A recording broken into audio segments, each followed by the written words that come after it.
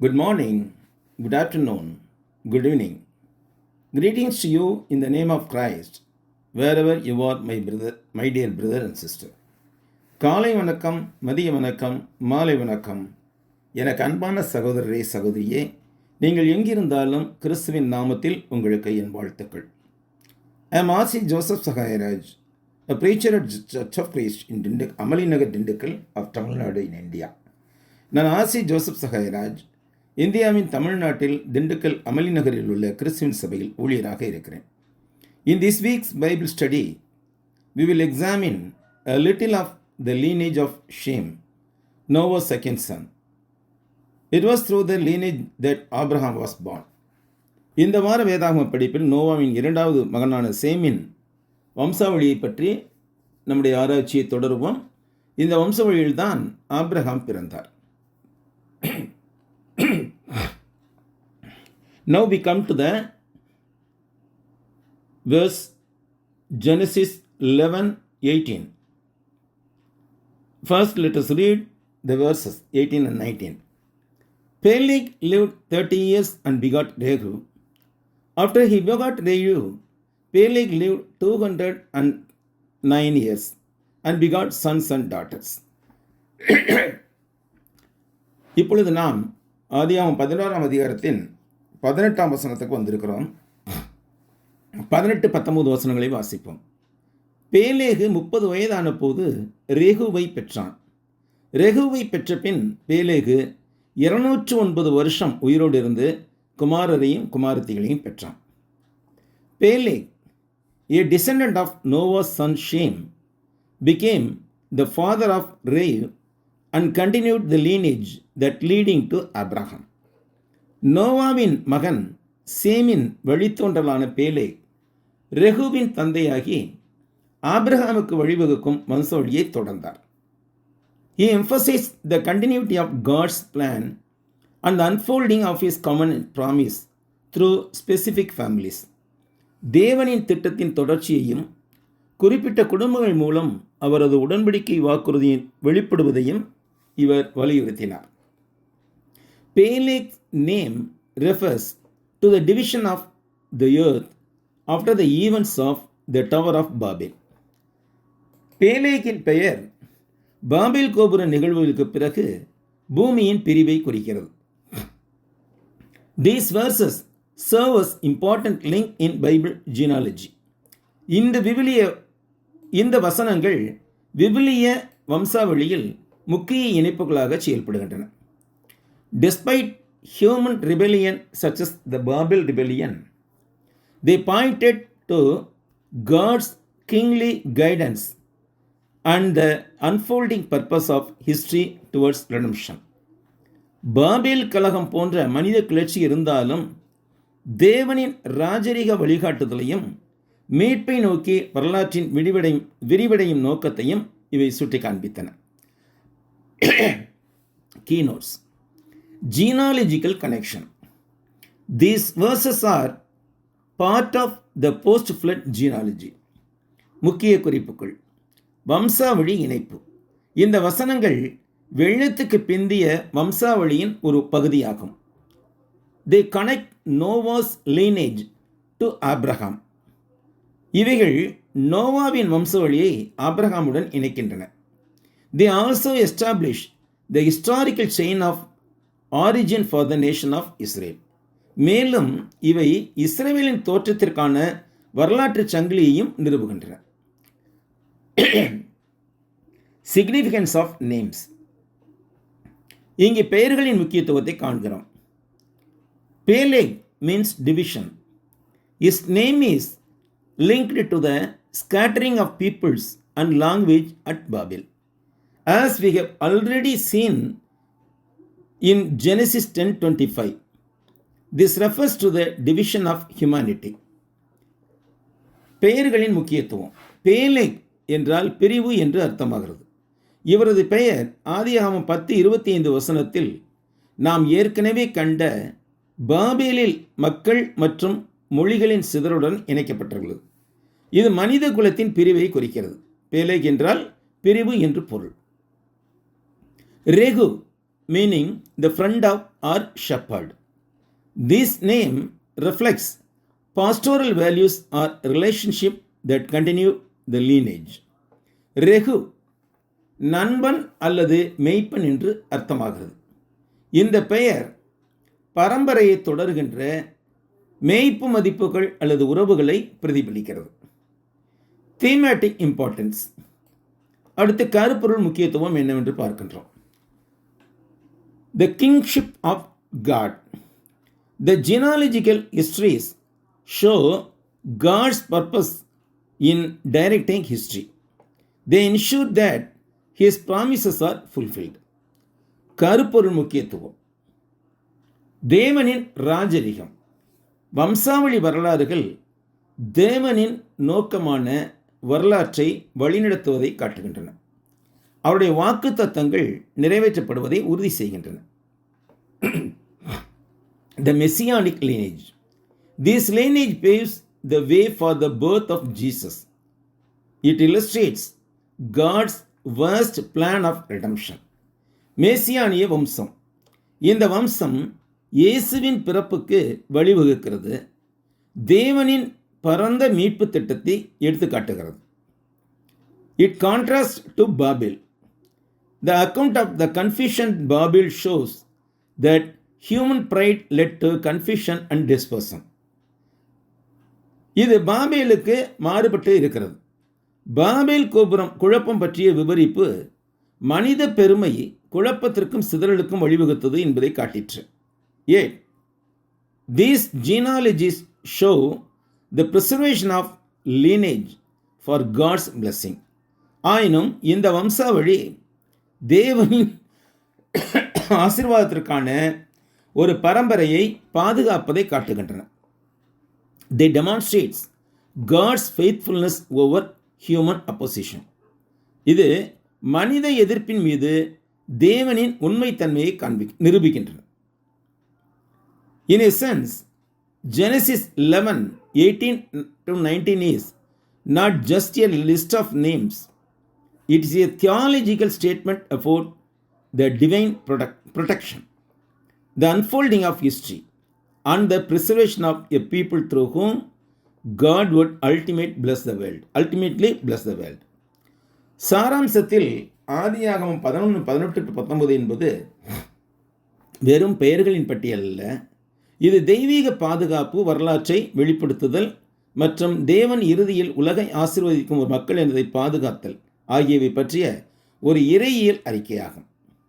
All of this set against the backdrop of humanity's pride at Babel. இவை அனைத்தும் பாபேலில் மனித குலத்தின் பெருமையின் பின்னணியில் அமைக்கப்பட்டதாக இருக்கின்றன. Now let us come to the verses 20-23. First, let us read the verse.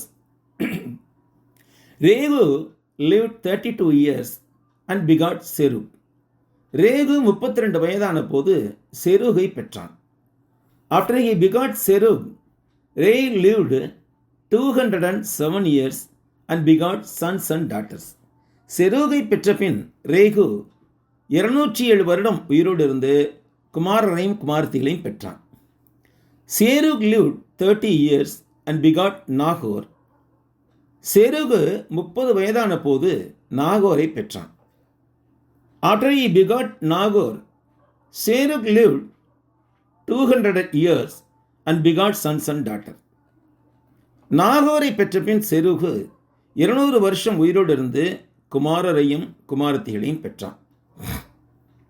Genesis 11:20-23 verses is a part of genealogy that traces the lineage from Noah's son Shem to Abraham. ஆதியாகமும் 11:20-23 வசனங்கள் நோவாவின் மகன் சேம் முதல் Abraham வரையிலான வம்சாவளியை கண்டறியும் பரம்பரையின் ஒரு பகுதியாகும். It describes the birth of Reu, his son Serug, and Serug's son Nahor. இது ரெகு, அவரது மகன் செருகு மற்றும் செருகின் மகன் நாகூர் ஆகியோரின் பிறப்பை விவரிக்கிறது. This highlights the declining lifespan of the patriarch after the Tower of Babel. பாபில் கோபுரத்துக்கு பிறகு இது முற்பிதாக்களின் குறைந்து வரும் ஆயுள் நாட்களை எடுத்துக்காட்டுகிறது. It points to God's continuing purpose and grace through this foundational figures. இது இந்த அடித்தள நபர்களின் மூலமாக தேவனின் தொடர்ச்சியான நோக்கத்தையும் கிருபையையும் சுட்டிக்காட்டுகிறது. It also leads to the promise line of faith. இது மேலும் வாக்குத்தத்தம் பண்ணப்பட்ட விசுவாச பரம்பரைக்கு வழிவகுக்கிறது.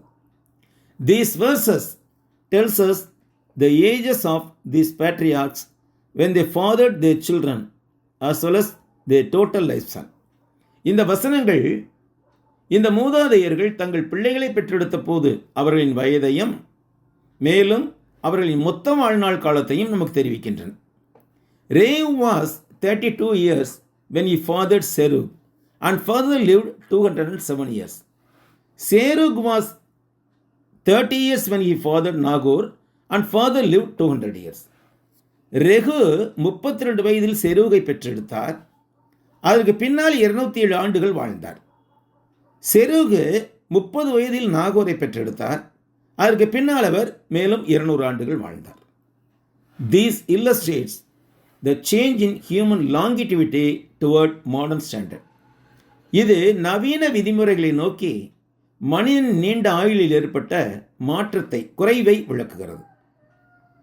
Key details and context. முக்கிய விவரங்கள் மற்றும் சந்தர்ப்ப பொருள். Genesis of the patriarchs. These verses continue the list of Reu, Serug, Nahor, the first flood patriarchs. முற்பிதாக்களின் பரம்பரை. இந்த வசனங்கள் பெருவெள்ளத்திற்கு பிந்திய முற்பிதாக்களான ரெகு, செருக், நாகோர் ஆகியோரின் பட்டியலை தொடர்கின்றன. They were the direct ancestor of Abraham, the key figures in God's covenant. இவர்கள் தேவனின் உடன்படிக்கையில் முக்கியமானவரான ஆபிரகாமின் நேரடியான மூதாதையர்கள் ஆவார்கள். Decreasing lifespan. Let us look at the trend of lifespans. Reu lived 239 years. That means 32 plus 207. Serug 230 years. 30 plus 200 years.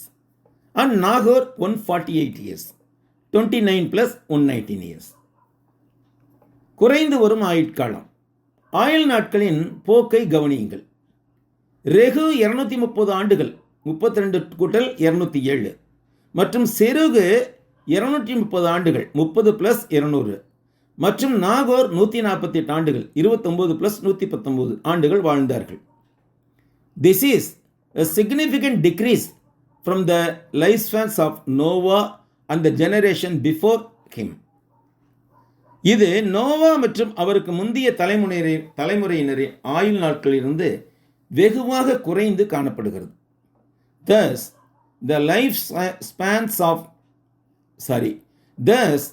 lifespans continue to decrease, eventually reaching Abraham and modern times. இவ்வாறு ஆயுள் நாட்கள் குறைந்து கொண்டே வந்து இறுதியில் ஆபிரகாம் மற்றும் நவீன காலத்தை அடைகிறது. Connection to Babel. This lineage immediately follows the history of the Tower of Babel found in Genesis 11:1-9. பாபேலுடனான தொடர்பு. இந்த வம்சவழி ஆதியாகமம் 11:1-9 காணப்படும் பாபேல் கோபுரத்தின் வரலாற்றை உடனடியாக பின்தொடர்ந்து வருகிறது. There God scattered mankind and confused their language. அங்கு அதாவது பாபேல் கோபுரத்தில் தேவன் மனித குலத்தை சிதறடித்து அவருடைய மொழியை குழப்பினார். God's purpose. By providing this lineage after the rebellion of Babel, God maintained his plan despite the sinfulness of mankind. தேவனின் நோக்கம் என்னவென்று பார்க்கும்போது பாபேலில் நடந்த கலகத்துக்கு பிறகு இந்த வம்சாவளியை வழங்குவதன் மூலம் மனிதர்களிடம் பாவம் இருந்த போதிலும் தேவன் தமது திட்டத்தை பராமரித்தார். தொடர்ந்து The Bible shows that God protected the tower of faith that led to Abraham, the father of the chosen people. தேர்ந்தெடுத்த மக்களின் மக்களினத்தின் தந்தையான ஆபிரகாமுக்கு வழிவகுக்கும் விசுவாச கோபுரத்தை தேவன் பாதுகாத்தார் என்பதை வேதாகமம் காட்டுகிறது. The Tower of Babel pointed to man's lack of faith. Yet, it is clear that God protects the tower of faith of his chosen people. பாபேலின் கோபுரம் மனிதனின் விசுவாசமின்மையை சுட்டி காண்பித்தது. ஆனாலும் தேவன் தேர்ந்து கொண்ட மக்களின் விசுவாச கோபுரத்தை அவர் பாதுகாக்கிறார் என்பது இங்கு தெளிவாகிறது. Significance: establishing the covenant lineage. These names, while seemingly obscure, appear to be important building blocks. முக்கியத்துவம்: உடன்படிக்கையின் வம்சாவளியை நிறுவுதல். இந்த பெயர்கள் தெளிவற்றதாக தோன்றினாலும் முக்கியமான கட்டுமான தொகுதிகளாக தோன்றுகின்றன. They show a direct historical link from the flood to Abraham. இவை வெள்ளத்திலிருந்து ஆபிரகாமுடனான நேரடி வரலாற்று இணைப்பை காட்டுகின்றன. They also emphasize God's faithfulness. மேலும் இவைகள் தேவனின் உண்மைத்தன்மையை வலியுறுத்துகின்றன. Divine order versus human rebellion. தெய்வீக ஒழுங்கு அதற்கு எதிரான மனித கலகம். Builders of Tower of Babel were united in their attempt to make a name for themselves. But this lineage reinforced that God overcame their rebellion and maintained his comprehensive plan for the spread of humanity. தெய்வீக ஒழுங்குக்கு எதிரான மனித கலகம். பாபேல் கோபுரத்தை கட்டியவர்கள் ஒற்றுமையாக இருந்து தங்களுக்கு ஒரு பெயரை உருவாக்க முயற்சித்தார்கள். தேவன் இந்த கலகத்தை எதிர்த்து மனித குலத்தின் பரவலுக்கான தமது விரிவான திட்டத்தை பராமரித்தார் என்பதை இந்த வம்சவழி வலுப்படுத்துகிறது. Trust in grace. Despite humanity's rebellion, God accomplished his wonderful purposes. கிருபையில் நம்பிக்கை. மனித குலம் கிளர்ச்சி செய்தாலும் தேவன் தமது வியக்கத்தக்க நோக்கங்களை நிறைவேற்றினார். He continues to bestow his awesome grace upon mankind, working through ordinary human life. அவர் சாதாரண மனித வாழ்க்கை மூலம் செயல்படும் தமது அருமையான கிருபையை மக்களினத்துக்கு தொடர்ந்து அருளிக்கொண்டே இருக்கிறார். Next we comes to the verses 24 to 26. Nahor lived 29 years and begot Terah. Nagore, அடுத்து நாம் 24 முதல் 26 வரை உள்ள வசனங்களுக்கு வருகின்றோம். நாகோர் 29 வயதான போது தேராகை பெற்றான். After he begot Terah, Nahor lived 119 years and begot sons and daughters. தேராவை பெற்ற பின் நாகோர் 119 வருஷம் உயிரோடு இருந்து குமாரரையும் குமாரத்திகளையும் பெற்றான். Now Terah lived 70 years and begot Abram, Nahor and Haran. தேராகு 70 வயதான போது ஆபிரகாம், நாகோர், ஆரான் என்பவர்களை பெற்றான். Genesis 11, 24 to 26 verses introduces Terah, the son of Nahor and the father of Abraham. It introduced Terah, the son of Nahor and the father of Abraham, Nahor and Haran. It is noteworthy that he named one of his sons after his father. ஆதியாகமம் 11, 24-26 வசன பகுதியானது நாகோருக்கு பிறந்தவரும் Abraham, Nagore மற்றும் ஆரானின் தந்தையுமான தேராகுவை அறிமுகப்படுத்துகிறது. இவர் தனது தந்தையின் பெயரையே தனது மகன்களில் ஒருவருக்கு சூட்டினார் என்பது இங்கு நாம் கவனிக்கத்தக்கதாக உள்ளது. Here we see the line of descent that God chose for his plan of redemption for humanity from the nations scattered at the Tower of Babel. Babel கோபுரத்தில் சிதறடிக்கப்பட்ட தேசங்களில் இருந்த மனித குலத்திற்கான தேவனுடைய மீட்பு திட்டத்திற்காக அவர் தேர்ந்தெடுத்த வம்சாவளியை இங்கு நாம் காண்கிறோம். These verses describe Nahor fathering Terah at the age of 29 and Terah fathering his sons at the age of 70. We also learned that Nahor lived a total of 148 years. இவ்வசனங்கள் Nagore தமது 29 வயதில் தேராகுவை பெற்றெடுத்ததையும் தேராகு 70 வயதில் தமது மகன்களை பெற்றெடுத்ததையும் விவரிக்கிறது. மேலும் நாகோர் மொத்தம் 148 ஆண்டுகள் உயிர் வாழ்ந்தார் என்றும் நாம் இங்கு அறிகிறோம்.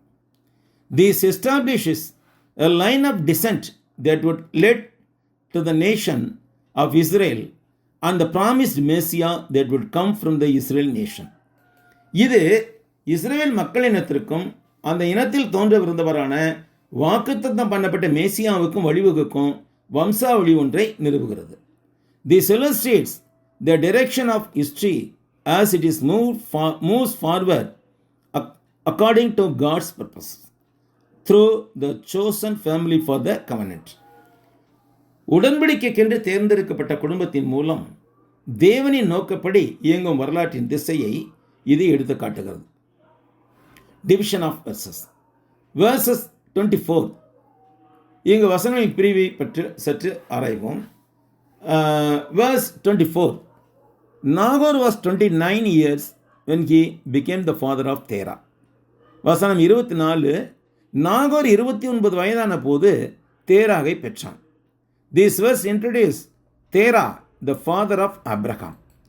இந்த வசனம் ஆபிரகாமின் தந்தையாகிய தேராகை அறிமுகப்படுத்துகிறது. It is the verse that links Terah to his father Nahor in the post-flood genealogy of the patriarchs. ஜலப்பிரளயத்துக்கு பிந்திய முற்பிதாக்களின் வம்சாவளிக்குள் இது தேராகை அவரது தந்தையான நாகோருடன் பிணைக்கின்ற வசனமாய் இருக்கிறது. Verse 25. Nahor lived 119 years after he became the father of Terah and had sons and daughters. வசனம் 25. தேராகை பெற்ற பின் நாகோர் 119 வருஷம் உயிரோடு இருந்து குமாரரையும் குமார்த்திகளையும் பெற்றான். This gives further details about Nahor's life. இது நாகோரின் வாழ்வு பற்றிய கூடுதல் விவரங்களை வழங்குகிறது. It also shows the longevity of this patriarch. மேலும் இது இந்த முற்பிதாவின் நீண்ட ஆயுளையும் காட்டுகிறது. He had many children. However, Terah is the most important of them. இவருக்கு அதிகமான குழந்தைகள் இருந்தார்கள். இருப்பினும் அவர்களில் தேராகு முக்கியமான நபராக இருக்கிறார். Verse 26. Terah was 70 years old when he became the father of Abraham, Nahor and Haran. வசனம் 26. தேராகு 70 வயதான போது ஆபிரகாம், நாகோர், ஆரான் என்பவர்களை பெற்றான். This is a key verse listing the names of Terah's famous sons, including Abraham, who would later be called Abraham, from whom the nation of Israel was formed. இது ஒரு முக்கியமான வசனமாகும். ஆபிராம், பின்னால் இவர் அபிரகாம் என்று அழைக்கப்படுவார். ஆபிராம் உட்பட தேராகின் பிரபலமான மகன்களின் பெயர்களை இது குறிப்பிடுகிறது. இவர்களிடமிருந்து தான் இஸ்ரேல் தேசம் உருவாயிற்று. ஆபிராமிடத்திலிருந்து தான் இஸ்ரேல் தேசம் உருவாயிற்று. கீ சிக்னிஃபிகன்ஸ், இதனுடைய தலையான முக்கியத்துவம் என்னவென்று பார்க்க போகிறோம். Shift in focus. The previous section of this chapter describes the rebellion of the mankind at Babel. இந்த அத்தியாயத்தின் முந்தைய பிரிவு தலையாய முக்கியத்துவம் என்னென்று பார்க்கும்போது கவனம் செலுத்துவதில் மாற்றம். இந்த அத்தியாயத்தின் முந்தைய பிரிவு பாபேலில் மனித குலத்தின் கிளர்ச்சியை விவரிக்கிறது. At the same time, this section shifts focus to the lineage of the specific family that God would use. அதே வேளையில் இந்த பிரிவு தேவன் பயன்படுத்தவிருந்த ஒரு குறிப்பிட்ட குடும்பத்தின் வம்சாவளிக்கு தன் கவனத்தை திருப்பிவிடுகிறது. Covenant lineage. This establishes the true lineage. It shows God's saving grace working through families to reveal the promised Redeemer in Genesis 3:15. உடன்படிக்கை வம்சாவளி இது உண்மையுள்ள வம்சாவளியை நிறுவுகிறது. ஆதியாகமம் 3:15 வாக்குத்தத்தம் பண்ணப்பட்ட மீட்பரை வெளிப்படுத்த குடும்பங்கள் மூலம் தேவனின் இரட்சிப்பின் கிருபை செயல்படுவதை காட்டுகிறது. Foundation for Abraham. These verses set the stage for God's call to Abraham in Genesis 12. இந்த வசனங்கள் ஆதியாகமம் 12 ஆபிரகாமுக்கு தேவன் அழைப்பு விடுப்பதற்கான மேடையை அமைக்கின்றன. Thus, it begins the covenant promise that God made with him. இவ்வாறாக இது அவருடன் தேவன் ஏற்படுத்தி கொண்ட உடன்படிக்கையின் வாக்குறுதிகளை தொடங்கியது. Next we come to the third subsection of this chapter, Terah descendants, verses 27 to 32. அடுத்ததாக நாம் இந்த அத்தியாயத்தின் 3வது பிரிவுக்கு வருகிறோம். தேராகின் சந்ததியினர் 27 32 வரை உள்ள வசனங்கள். அதில் ஒரு வசனத்தை மாற்றம் இன்றைய நாளில் பார்க்க போகின்றோம். Verse 27. This is the genealogy of Terah. Terah begot Abram, Nahor and Haran. Haran begot Lot. தேராவுடைய வம்ச வரலாறு. தேராகு ஆபிரகாம் ஆபிராம் நாகோர் ஆரோன் என்பவர்களை பெற்றான். ஆரான் லோத்தை பெற்றான். This verse introduces the genealogy of Terah. It describes his sons Abram, later Abraham, Nahor, Aran and Haran's son Lot. இவ்வசனம் தேராகின் வம்சாவளியை அறிமுகப்படுத்துகிறது. அவருடைய மகன்களான ஆபிராம், இவர் பின்னால் ஆபிரகாம் என்று அழைக்கப்படுவார், நாகோர், ஆரான் மற்றும் ஆரானின் மகன் லோத்து ஆகியோரை பற்றி விவரிக்கிறது. It sets a stage for God's call to Abram to change from the idolatrous city of Ur of the Chaldeans to the father of a great nation and a blessing to all people. கல்தேயர்களின் விக்கிரகாரம் நிறைந்த ஊர் என்ற இடத்திலிருந்து ஆபிராமை ஒரு பெரிய தேசத்தின் தந்தையாக்கும்படியும் அனைத்து மக்களுக்கும் ஒரு ஆசீர்வாதமாக ஆகும்படியும் மாற்ற தேவன் அழைப்பு விடுவதற்கான மேடையை இது அமைக்கிறது. It highlights the themes of faith, divine promise and the beginning of lineage of Israel. விசுவாசம், தெய்வீக வாக்குறுதி மற்றும் இஸ்ரவேலின் வம்சாவளியின் தொடக்கத்தின் கருப்பொருளை இது எடுத்து காட்டுகிறது. Key points explained. இதனுடைய முக்கிய வம்சங்கள் விளக்கப்பட்டுள்ள முக்கிய அம்சங்கள் என்னவென்று பார்க்கும்போது, Genesis, descendants. This is a narrative passage.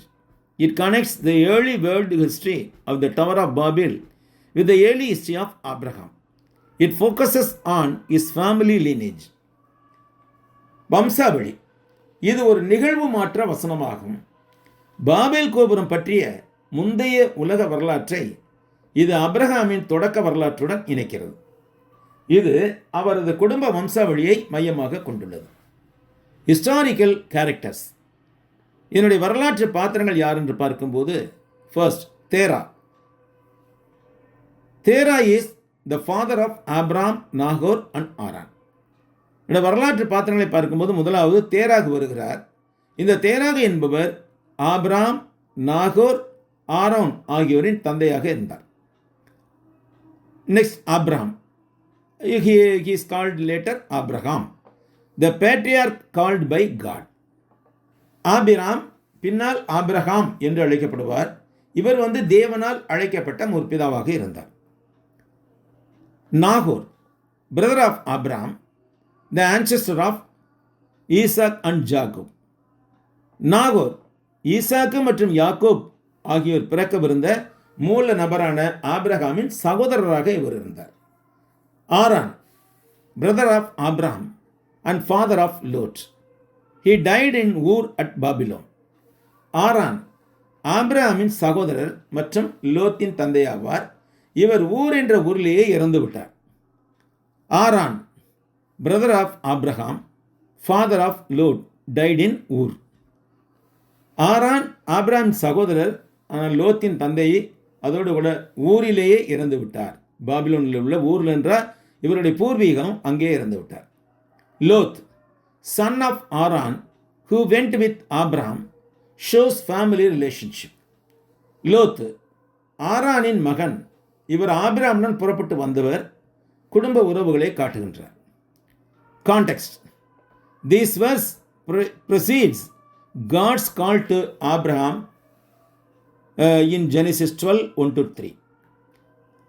இந்த சூழல் என்னவென்று பார்க்கும்போது இந்த வசனம் ஆபிரகாமுக்கு கடவுள் அழைப்பு விடுவதற்கு முன்னதாக இருக்கிறது. ஆபிரகாமுக்கு கடவுள் தேவன் எங்கே அழைப்பு விடுத்தார்? 12ஆம் அதிகாரம் 1-3 வசனங்கள். அங்கு தேவன் அவரை பெரிய மக்களினமாக்குவதாகவும் அவரை ஆசீர்வதிப்பதாகவும் God promises to make him a great nation, to bless him and to make him a blessing to all the families of earth.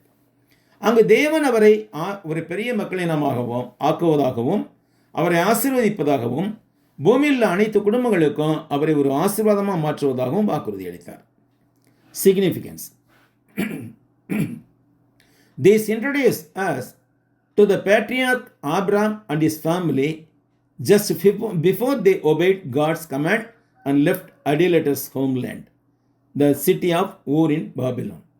இது முற்பிதாவாகிய ஆபிரகாமும் அவரது குடும்பத்தினரும் தேவனின் கட்டளைக்கு கீழ்ப்படிந்து தங்கள் விக்கிரக வழிபாட்டு தாயகத்திலிருந்து, அதாவது பாபிலோனில் இருந்த ஊர் என்ற ஊரிலிருந்து புறப்படுவதற்கு சற்று முன்பான காலத்தில் அவர்களை நமக்கு அறிமுகப்படுத்துகிறது.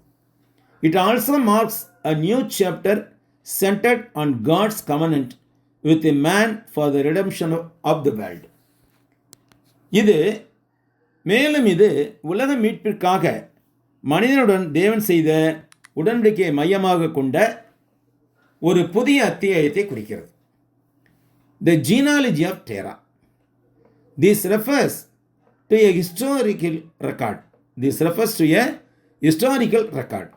This is a common phrase used in the Genesis to introduce family lines or significant history. தேராகுடைய வம்ச வரலாறு, இது ஒரு வரலாற்று பதிவை குறிக்கிறது. இது ஆதியாகமத்தில் குடும்ப வம்ச வரிசைகள் அல்லது குறிப்பிடத்தக்க வரலாறுகளை அறிமுகப்படுத்த பயன்படுத்தப்படுகின்ற ஒரு பொதுவான சொற்றொடர் ஆகும். வம்ச வரலாறு என்பது. The history of Abraham begins in Genesis 11:27.